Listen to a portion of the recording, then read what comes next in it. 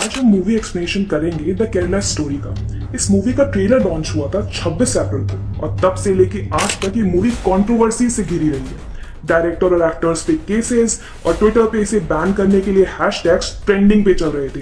तो ऐसा क्या है इस मूवी में, आइए जानते हैं। मूवी की शुरुआत इंट्रोगेशन रूम से होती है जहां पे एक लड़की ऑफिसर्स को बताती है कि वो इंडिया से वहां कैसे पहुंची। फिर हमें वही लड़की बुर्का पहने एक आदमी के साथ गाड़ी में कहीं जाते हुए दिखती है। आगे चेक पोस्ट पे वो रुकते हैं और थोड़े पैसे देने के बाद वहां से निकल जाते हैं और उनका सफर जारी रहता है। वापस इंट्रोगेशन रूम में हमें दिखाया जाता है कि ऑफिसर्स उस लड़की को बोलते हैं कि तुम खुद सीरिया जाना चाहती थी और अपने देश के खिलाफ जंग करना चाहती थी। इसके जवाब में वो लड़की बोलती है कि इंडिया से निकली तो वो अपनी मर्जी से थी, पर ये सब एक प्रोग्रामिंग के तहत हुआ है, जैसे कोई अदृश्य रिमोट उसे कंट्रोल कर रहा है। वो अकेली इसका शिकार नहीं बनी, बल्कि हजारों लड़कियों के साथ ऐसा हुआ है। वहीं दूसरी तरफ उनका सफर रुकता है अफगानिस्तान के हिंदू कुश माउंटेन रेंज के एक गांव में। वहां पहुंच के वो दोनों किसी के घर में रुकते हैं और वो उस घर की औरतों से बात करके अपने घर को याद करने लगती है। Kerala, heaven on earth. Shalini 2 साल पहले केरला में थी अपने परिवार के साथ, उसकी माँ और दादी। वो अपने कॉलेज के लिए अपने घर से दूर जाने वाली है और उसकी माँ और दादी उसकी फिक्र कर रही हैं, पर उतनी ही सपोर्टिव भी हैं। फिर उनके कुछ happy moments as a family दिखाए जाते हैं। फाइनली वो अपने कॉलेज पहुंचती है जिसकी बाहरी दीवारों पे एंटी इंडिया स्लोगन्स और पेंटिंग्स बनी हुई थी। वो अपनी रूममेट से मिलती है, पहली निमा जो कि एक क्रिश्चियन है, दूसरी गीतांजलि जो कि एक हिंदू है और तीसरी आसिफा जो कि एक मुस्लिम है। ये सब फिर एक कॉलेज प्रोग्राम अटेंड करते हैं जहाँ पे कोई अननोन पर्सन आसिफा को छोड़ के बाकी तीनों की पिक्स ले रहा था और बाद में वो वही फोटोज किसी दूसरे आदमी को दिखाता है। इंट्रोगेशन रूम में उसे ऑफिसर से पता चलता है कि शालिनी नाम की लड़की एग्जिस्ट ही नहीं करती। उससे पूछा जाता है कि उसने आईसिस कब ज्वाइन किया और बदले में वो बताती है कि उसने आईसिस क्यों और कैसे ज्वाइन किया, कैसे एक नर्सिंग स्टूडेंट को सुसाइड बॉम्बर में बदला गया। उसने अपने आगे के सफर में कई चीजें देखी, सताए हुए बच्चे और औरतें, लोग जिन्हें टॉर्चर करके मार दिया गया था। वो फिर पहुंचते हैं आईसिस के हाइड आउट शाहबाद, जहां पे वो इशाक से बोलती है कि वो अपनी माँ को कॉल करना चाहती है, पर वो मना कर देता है ये कह के कि उनका कॉल ट्रेस हो जाएगा। उनके साथ आया आदमी उनको वहीं छोड़ के चला जाता है। उन्हें एक गंदा कमरा मिलता है और दोनों साफ सफाई में लग जाते हैं। बाद में इशाक उसके साथ इंटीमेट होने की कोशिश करता है, पर वो मना कर देती है क्योंकि वो प्रेग्नेंट है। वो उससे बोलती है कि इस्लाम जबरदस्ती अलाउ नहीं करता, पर वो नहीं मानता और जबरदस्ती उसके साथ इंटीमेट हो। कहानी वापस कॉलेज डेज में जाती है जहाँ पे चारों लोग डिनर के लिए बाहर जाने वाले हैं। आसिफा किसी से फोन पे बात करती है और उन्हें अच्छे से बिहेव करने को बोलती है। फिर वो लड़कियों से कहती है कि उसे बीच पे किसी काम से जाना है और उसके कजिन्स नीचे वेट कर रहे हैं, तो वो पहले बीच पे एंजॉय कर ले, फिर डिनर पे चलेंगे। आसिफा के कजिन्स रमीज जो कि एमबीबीएस कर रहा है और अब्दुल जो कि एक बिजनेसमैन है। रमीज बहुत अच्छे से बात करता है कि कैसे वो फॉरेन में जाके ज्यादा पैसे कमाना चाहता है ताकि वो ज्यादा से ज्यादा लोगों की हेल्प कर सके, और ये बात शालिनी को बहुत इम्प्रेस करती है। वो सब बीच पे जाके एंजॉय करते हैं। लड़कियां डिनर पे जाती हैं, पर लड़के बाद में आने का कह के चले जाते हैं। डिनर करने से पहले आसिफा और निमा प्रे करती हैं और एक डिस्कशन होता है जिसमें आखिरी में आसिफा बोलती है कि बिना प्रे करे खाना खाना पाप होता है, और तभी लड़के आ जाते हैं और वो सब डिनर एंजॉय करते हैं। वापस जाते वक्त उन चारों में हेवन और हेल को लेकर के बातें होने लगती हैं। आसिफा बोलती है कि पाप करने वालों को दोजख की आग में जलना पड़ता है और वो आग इस धरती की आग से 70 गुना ज्यादा गर्म होती है। उसके हिसाब से जो भी इस्लाम में बिलीव नहीं करता उसको दोजख की आग में जला दिया जाता है, और क्योंकि वो सब नॉन बिलीवर है तो अब अल्लाह ही उन्हें बचा सकता है। फिर ईद के टाइम पे वो सब आसिफा के घर पे जाते हैं जहाँ पे आसिफा के घर वाले बहुत ही काइंड और हॉस्पिटेबल थे। वहाँ पे रमीज और शालिनी के बीच में नजदीकियां बढ़ती हैं और गीतांजलि और अब्दुल भी करीब आते हैं। कहानी अफगानिस्तान की तरफ आती है जहाँ इशाक ट्रेनिंग के लिए जाता है और शालिनी बुर्का पहन के घर से बाहर जाती है। वो रोड पे एक औरत को मरते हुए देख के डर जाती है। उन लोगों ने उसे गोली इसलिए मारी क्योंकि वो अकेली बाहर आई। फिर वो कुछ लोगों को इकट्ठा हुए देखती है और वहाँ पे एक औरत का हाथ काटा जाता है और एक आदमी का सर। ये देख के वो बेहोश हो जाती है और पता चलता है कि उस औरत और उसके पति को ये सजा मिली क्योंकि उस औरत ने लिपस्टिक लगाई और उसके पति ने उसे ऐसा करने दिया। वो एक औरत शाजिया के साथ घर की तरफ आती है जो कि सजा देने वाले की बीवी है, इसलिए वो अकेले घूम सकती है। कहानी वापस आसिफा पे जाती है। वो 2 आदमियों से मिलने आई थी और वहाँ रमीज, अब्दुल और 2 और आदमी थे। फिर उन्हें एक वीडियो दिखाया जाता है जिसमें किसी तरह के ड्रग्स एम्फेटामिन के बारे में बात हो रही थी जो उन्हें भूख, प्यास और नींद से बचाएगा। फिर वहाँ बैठा एक आदमी उन लड़कियों को वो दवा देने को बोलता है,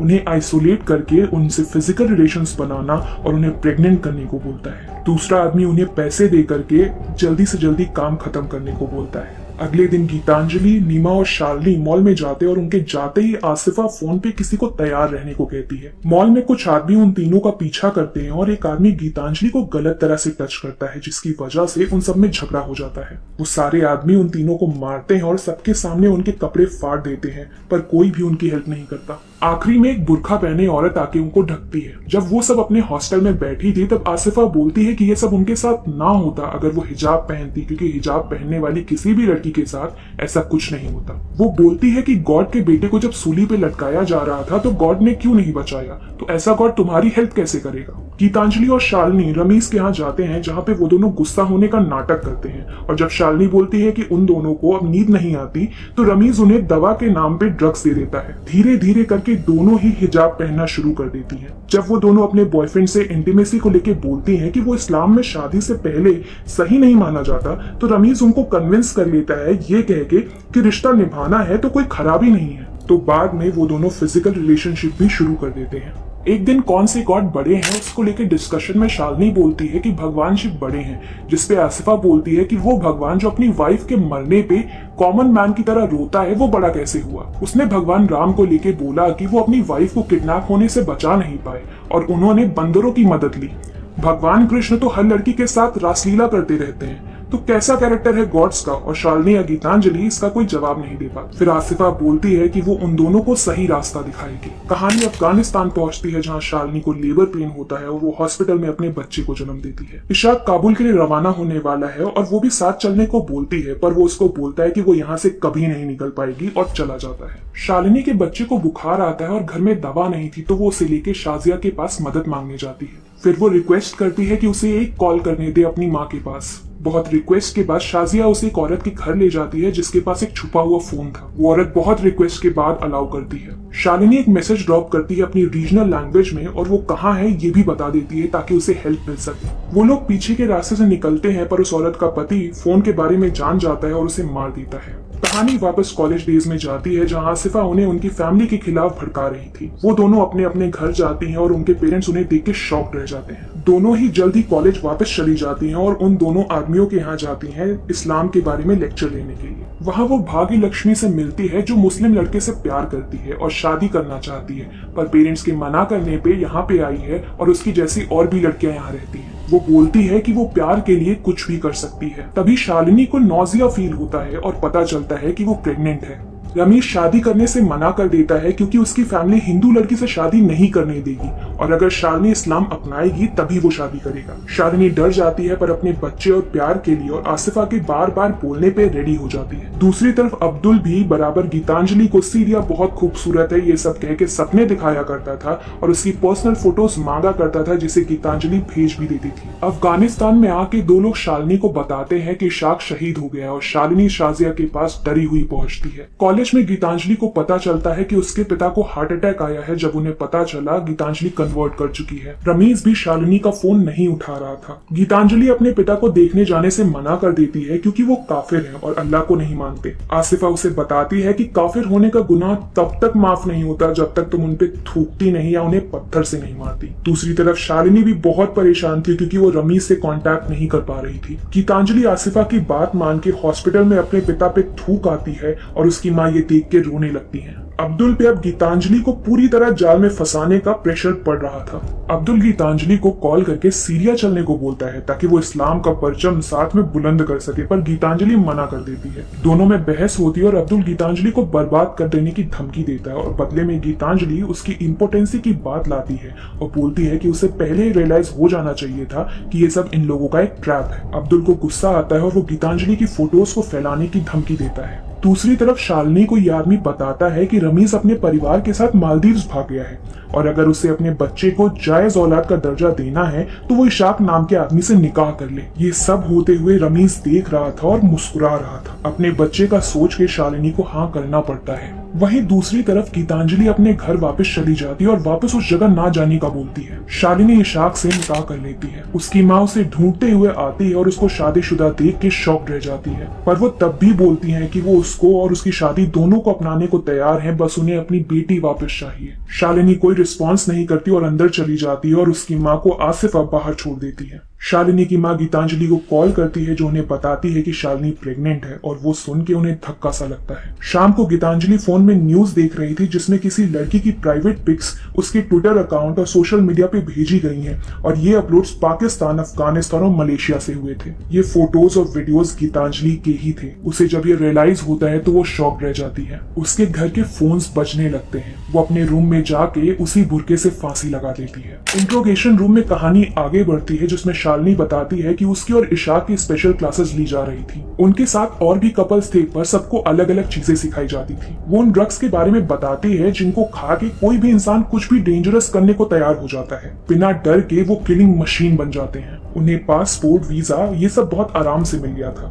उन्हें बहुत पैसे भी मिले थे। जो डॉक्यूमेंट्स मिले थे उन्हें याद करना था और मैप्स को भी। माँ से मिलने दिया ये बोलते हुए कि कोलंबो हनीमून पे जा रही, नहीं तो अचानक से गायब हुई तो माँ पुलिस में कंप्लेन कर देगी। कोलंबो में शालिनी को निमा का कॉल आता है जो उसे बताती है कि ये सब कुछ आसिफा, रमीज और अब्दुल ने मिलके किया है। यही उन सबका धंधा है। जिस आदमी से मिलने के लिए शालिनी ने उसको कहा था, उस आदमी ने जब ये देखा कि वो नहीं मानेगी तो उसके ड्रिंक में ड्रग्स मिला के उसके साथ बेहोशी में इंटीमेट हुआ। 20 से भी ज्यादा लोग उसके साथ ये किया करते थे। गीतांजलि के सुसाइड के बारे में जानकर शालिनी शॉक्ड रह गई। कैसे अब्दुल ने गीतांजलि और उसके परिवार को बर्बाद कर दिया। शालिनी बाद में कॉल करने का बोल के फोन कट कर देती है। उसके अंदर अल्लाह के गुस्से को लेके इतना डर बैठ गया था कि उसने कुछ ना करने का सोचा। निमा लव जिहाद जैसे और केसेस के बारे में इंफॉर्मेशन इकट्ठा करने लगी। वो गीतांजलि के पेरेंट्स और शालिनी की माँ के साथ पुलिस के बड़े ऑफिशियल से मिलती और कुछ एक्शन लेने की गुहार लगाती है। वो फोर्स्ड कन्वर्जन के कुछ आंकड़े भी देती है। ऑफिसर बोलते हैं कि वो इन्वेस्टिगेशन करेंगे पर कानून को सबूत चाहिए। निमा बोलती है कि वो सबूत भी लाएगी क्योंकि उसे जस्टिस चाहिए। शालिनी और उसके बच्चे को शाजिया के पास से 2 लोग ले जाते हैं। वो उसके बच्चे को उससे छीन लेते हैं और बंदी बनाई औरतों के बीच में उसे डाल देते हैं। वहाँ उसे भाग्य लक्ष्मी मिलती है जो उसे बताती है कि यहाँ जिसका भी पति मर जाता है वो औरत इन आदमियों की हवस का शिकार बनती है। या तो अपने शरीर से बॉम्ब लगा के मर जाओ या अपनी आत्मा को रोज मरवाओ। एक आदमी आके शालिनी को ले जाता है और फिर कई आदमी उसके साथ जबरदस्ती करते हैं। वो अंदर से पूरी तरह से टूट जाती है। उन औरतों को दूसरी जगह ले जाके बंद किया जाता है। शालिनी अपनी मैप की नॉलेज की मदद से रियलाइज करती है कि वो लोग इरबिद जा रहे हैं जो कि सीरिया और टर्की के बॉर्डर के नजदीक है और वो यूएस और यूएन के फोर्सेस के अंडर में है। शालिनी, भाग्य लक्ष्मी और एक और औरत वहां से बहुत बच के भाग निकलती हैं। काफी देर बाद वो रेगिस्तान की तरफ पहुंचती हैं और वो आदमी भी उनके पीछे ही आ रहे थे। तीसरी औरत को गोली लग जाती है और थोड़ी देर में भाग्य लक्ष्मी को भी गोली लग जाती है। शालिनी किसी तरह बच जाती है। वो आदमी गुस्से में वापस चले जाते हैं। शालिनी बेहोश हो जाती है और 17 घंटे बाद एक ड्रोन उसे स्पॉट कर लेता है। शालिनी बोलती है कि उसने अब सब बता दिया है और अगर वो लोग उसे इंडिया ले जाएंगे तो वो सबको एक्सपोज भी कर देगी। ऑफिसर्स बोलते हैं कि वो उसकी हेल्प नहीं कर पाएंगे क्योंकि उनके पास उसके फेवर में कोई सबूत नहीं है, पर वो यहाँ के प्रिजन फैसिलिटी में सुकून से रह सकती है क्योंकि उसने उन लोगों को काफी इन्फॉर्मेशन दी है। वो अपनी माँ को कॉल करती है और बोलती है कि वो वापस आने की पूरी कोशिश कर रही है। फिर वो प्रिजन फैसिलिटी में चली जाती है और वहां वो फाइनली अपना बुर्का जलते हुए देखती है क्योंकि अब वो फातिमा नहीं शालिनी है, एक हिंदू केरला से। आई होप आपको एक्सप्लेनेशन पसंद आया होगा। एक छोटा सा डिस्क्लेमर है कि मूवी के एक्सप्लेनेशन में जो भी बताया गया है वो मूवी पे ही बेस्ड है। हमने खुद से कुछ भी तोड़ा मरोड़ा नहीं है। अगर एक्सप्लेनेशन अच्छा लगा तो वीडियो को लाइक करें और आपके थॉट्स इस मूवी को लेके क्या है हमें कमेंट सेक्शन में जरूर बताएं। Bye bye, take care.